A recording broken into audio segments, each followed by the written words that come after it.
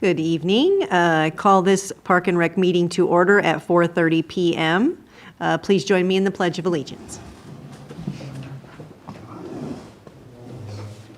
Ready? Begin.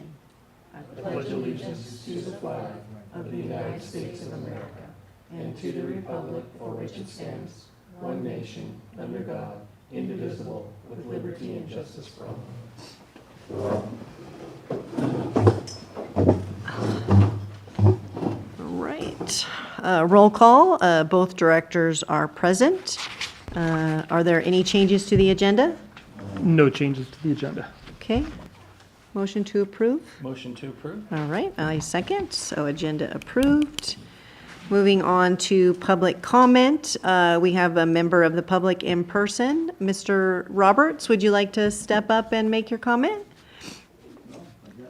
I guess so. Righty. I just recently moved into the mobile home park over here, and the rest of the people there are not in touch with the community very much. But I got some background in the streetlights. And the other night, I almost had an accident pulling into the park because I had traffic behind me and traffic oncoming. I'm heading north, and I want to get in there. And it was really complicated for the moment. And by the time I got where I thought it was clear, I went and made my left turn, and I was going to drive right into the embankment on the north side of the driveway. And that's what got my attention to that we needed a better light there, because that light there is extremely dim. And compared to one up the street, there's about a 8 to 2 variation in the brightness of it. And so I just think that something should be done about a brighter light or relocating the light or something of that nature. And so I wrote this up for just to clear my conscience, and I'll hand it over to you guys to follow up on. All right. Thank you. Thank you very much. Got some, well, you're aware we got some ideas on this. All right, and we have no members of the public online, so we will move on to approval of the minutes. Yeah, I have no comments or questions. I'll approve the minutes. Okay, I second, so minutes are approved. Move on to item 4, review of 10-year capital plan for the 24-25 budget.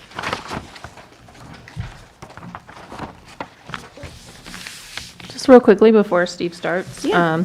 So on this plan you have in front of you, there's a green column which represents the current fiscal year. And the one we'll be discussing today is the yellow column. So hopefully that makes it a little bit easier to read. Also, because solid waste does fall into the government fund, for this committee's purposes, we just discussed the Parks and Rec and street lighting items, not solid waste. Okay. Thank you. All right, Mr. Lawrence.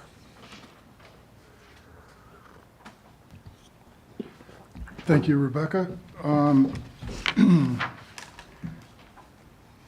So as you can see, one of the things in red that it shows that basically got slid over and has the arrow there and everything is the 915 going back to the ARPA grant. So that's going to be the double of the 457 is what that number represents. So, And that's because we're budgeting the whole amount even though they're matching half, correct? yes. That's correct. Okay.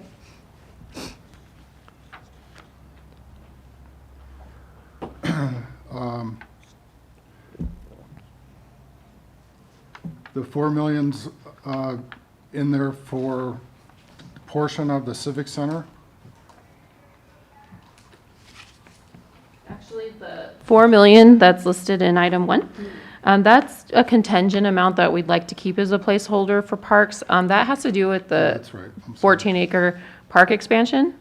And we are continually going after grants. In the event that we find a match of a grant for that project, we do want to be able to fund our portion of it. And so that's why you'll see anything kind of in blue italicized means it's contingent usually on funding. And we just talked about this. Sorry about that. That's all right. So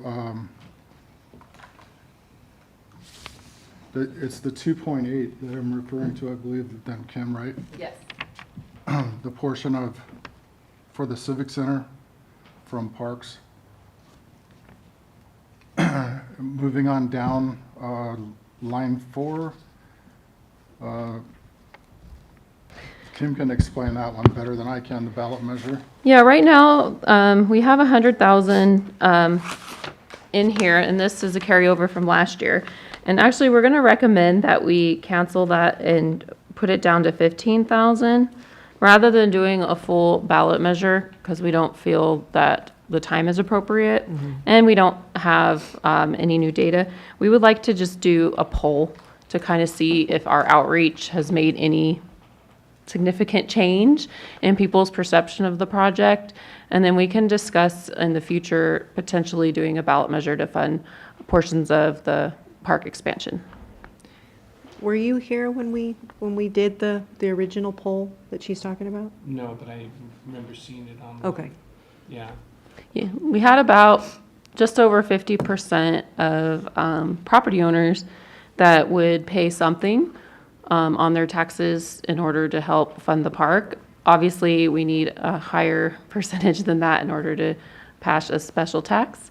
But we have been doing marketing in the office and here and there in community outreach.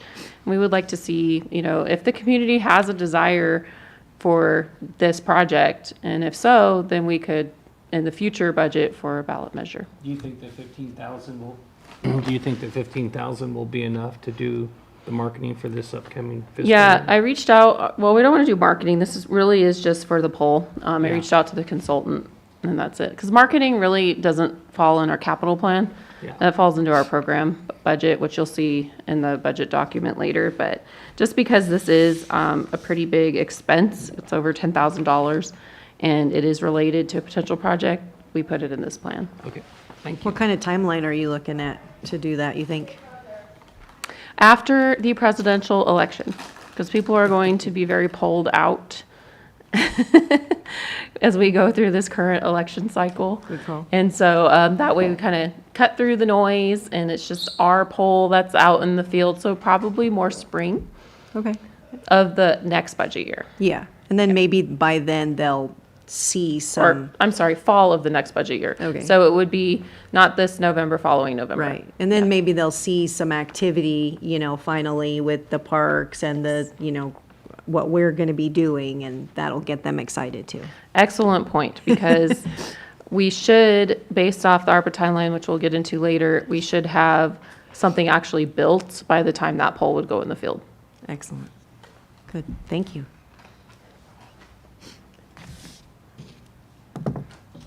So skipping through the solid waste items that Kim mentioned earlier,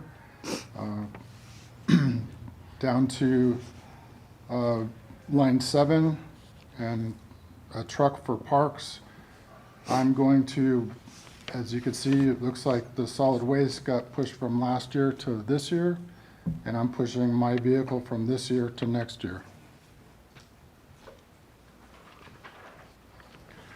One thing I wanted to talk about, though, that's not on here yet, as of October, we took possession of the old firehouse up at Piñon Hills. We've talked about putting some monies, like it would be the color blue, if you will, in case we run into, what we're gonna do is go into having an open house. There's been interest from different people about that place to use it for different things, so we wanted to get an input. So we putting together an open house in March, it's later March, and go from there. So anyways, we wanted to, thinking about putting monies in here, so we have it there in case we need to. For example, there's obvious things right now. The floors in the building, one section is offices and restrooms, and another section is basically the garage of the fire station with the kitchen on it. The floors are stripped, and we I went through and did some safety, worked on some safety issues with all the electrical in the place. And then, it's in need of paint and flooring, for sure, in the office areas. We do not have a plan on exactly what we're gonna do with it, but that's the plan we want for keeping some money in mind.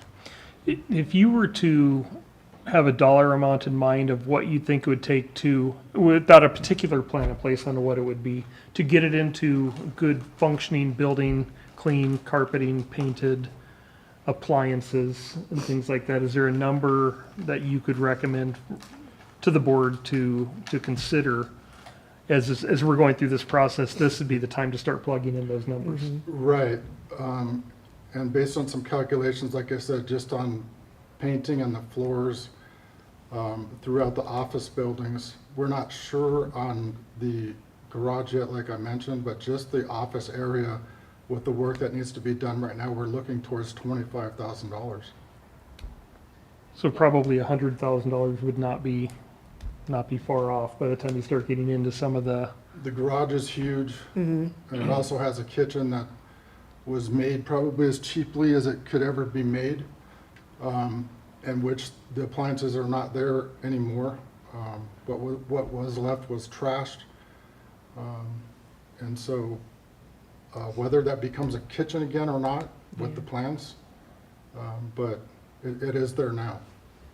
Yeah, in order to get it to be a safe, usable space by community members, like, for example, having another rental option in the community, there is definitely some baseline work that has to get done in order just to have anybody rent it, let alone if we want to do a specific build-out based off community interest. So I think, Steve, didn't we talk about putting in 100,000 just to get it back up into rentable condition? Yeah, I Yeah, think, I'm sorry, it was really just, I was kind of shocked on how, the condition that it was in when we got it, so. Yeah, it's our safe. renters moved Yeah. out and, Yeah, it's safe right now. That's why we had done quite an extensive electrical in there and replaced lighting and everything.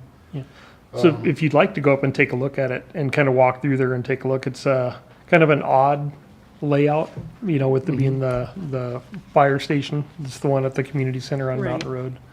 Just the way the rooms are and everything. we may want to think about, a suggestion would be to hire a consultant and have them go through there and look Yes. at it. Not that you didn't do a good job, but just for ADA By all compliance. means. All the, Yes. kind of there's companies that specialize in that, and it wouldn't be that much money to have them come out and give you a report on the recommendations they would have to do at least as, costly as all. Yeah, part of that budget would include some architecture and planning design fees. And that's just assuming we're gonna just get it back to be habitable. Depending on what the community wants, or, we may have to come up with a different plan, which may be a little bit more intense. But Yeah. that open house is scheduled for March 23rd at 10 a.m. over at the facility in Piñon Hills. Okay.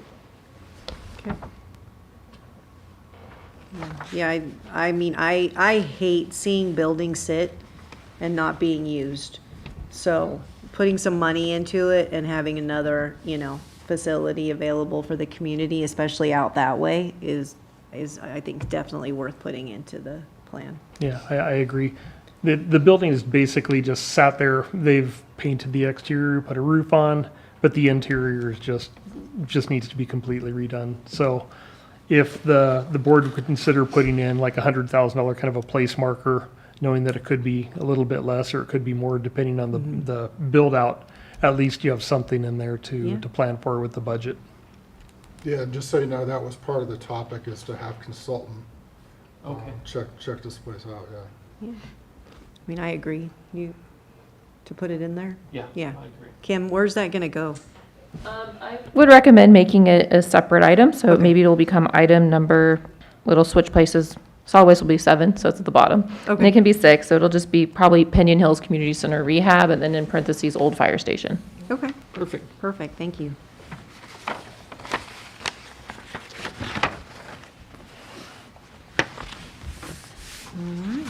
Anything else on that, or are we good there? I think we're good there. Any more questions? You're good? I'm good, All thank right, you. perfect, thank you. All right, so we will move on to 5, review and discussion regarding park and rec events. I'll try to get through this part fairly quickly. So in front of you is the events and classes for 2024. We have the normal monthly teaching gardens going on, the line dancing weekly. I guess as far as something different, if we start out in April, you'll see a lot of, at this point of the year, a lot of TBDs, not locked in the date yet. Anywhere you do see a date, though, it is locked in, like the Friday night movie nights for the summer and all that kind of stuff. So we're working on the dates, and one of the things that added on here in April was the school district was doing a resource fair on April 13th. It's their first one. We had a little meeting with them in case we could help them out with anything type of thing, but they're running it, which is nice. And it's kind of they're trying to make it a whole family thing. So it sounds cool, and we'll see what happens with that.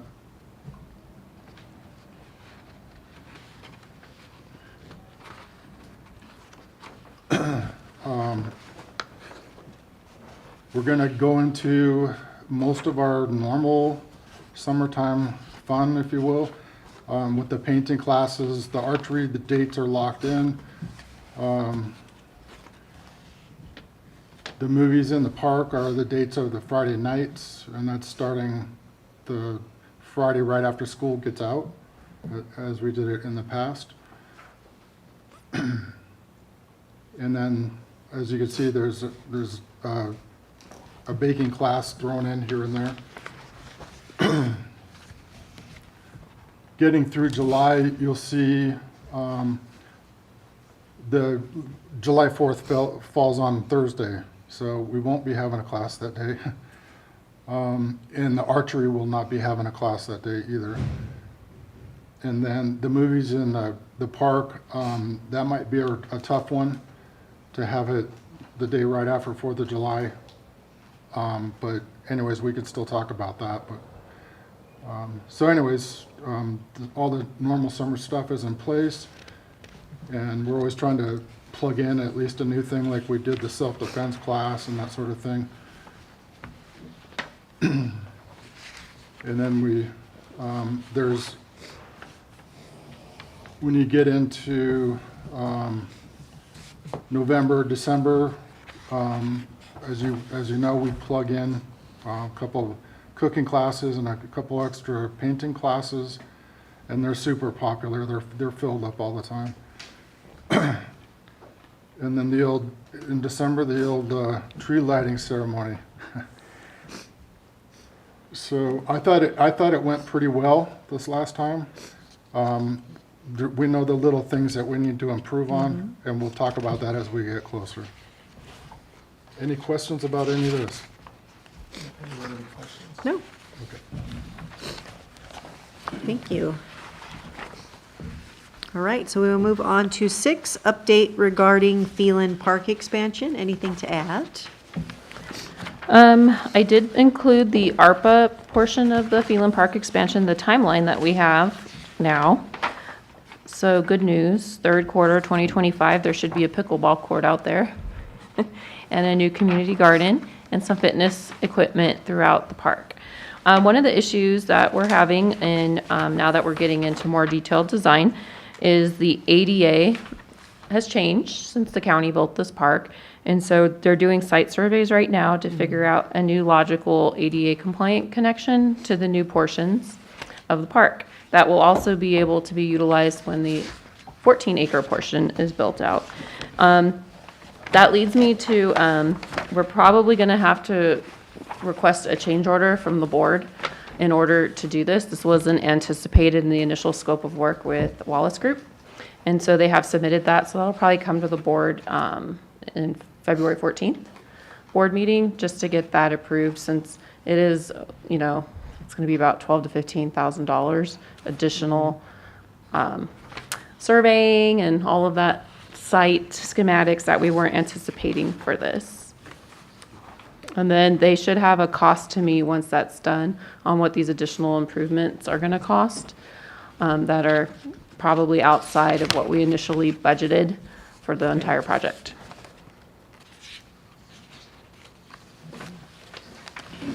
I don't know if you have Do you know what questions? any of the major changes might be? Did they mention them? It's potentially taking some of the DG pathway that goes along the north side of the park and making it concrete. Okay, yeah. But they're looking at all creative ways in order to get from existing ADA parking over to that site with minimal impact. Yeah. It's just, once you start doing this, we have to look at the whole park. Yes. And then that whole design will be reviewed by the county, so everything has to kind of be brought up to the new standard. Thank you. All right. Number 7, update on Phelan Farmers Market. Update on the farmer's market. Things are going pretty good. They're trying to get back in the swing of things. They just barely came back on January 8th from the holidays. And with the weather and everything else, it's a tough one. It's a tough crowd. But anyways, in general, they're doing fine. Okay. Any questions? No? No, I have no question. Okay. Update on Teaching Garden. Teaching garden is basically same old, as far as the attendance goes. It seems to be really consistent on most of the same people that show up and that sort of thing. Looks like they had a garden design layout on the 13th of January, and then they got a starting spring seedlings for the February class. Okay.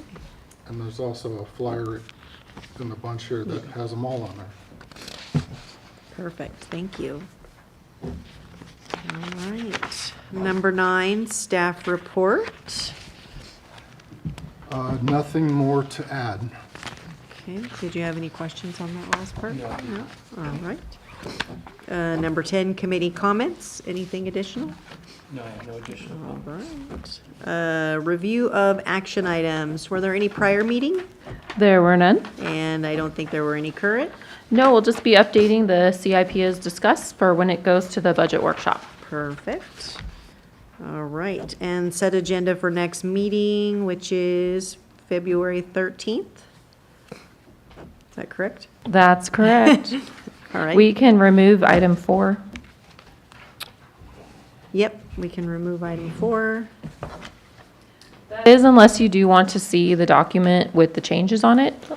It is definitely still within the budget timeline. It's going to come to the full board, It's right? going to come. It will to be the coming board to the full again, board. I so- think there's a need for Okay. that. If Yeah, it's- that's if fine. It's going to come to the full board.